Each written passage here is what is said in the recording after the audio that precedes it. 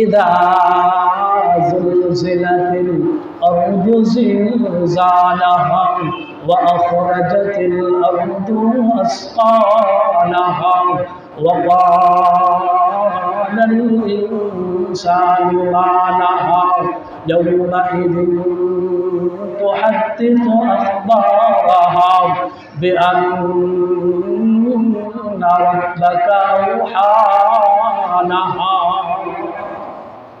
আল্লাহ বলেন, স্মরণ করো ওই দিনের দিন, ইযা যুলজিলাতিল আরদু জিলজালাহা, যখন জমিন ধূলিসাৎ হয়ে যাবে, কম্পিত হওয়ার মতন কম্পিত হয়ে যাবে। ওয়া আখরাজাতিল আরদু আসকালাহা, আর যখন জমিন তার ভিতরে যা কিছু আছে সব কিছু ভূমি করে দিবে, ছেড়ে দিবেন।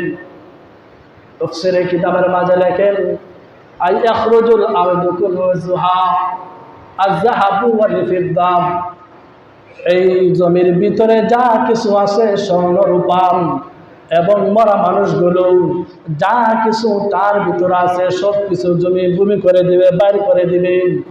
ওয়া ক্বালাল ইনসানু মা লাহা,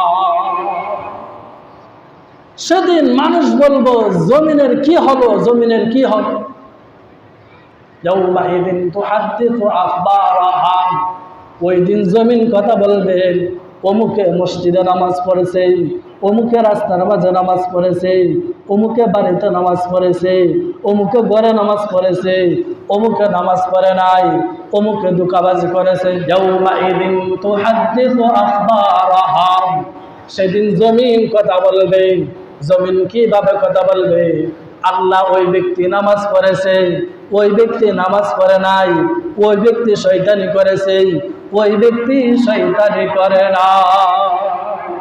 আর এক হাজার বলি, আল-ইয়াওমা নাখতিমু আলা আফওয়াহিহিম ওয়া তুকাল্লিমুনা আইদিহিম ওয়া তাশহাদু আরজুলুহুম বিমা কানু ইয়াকসিবুন।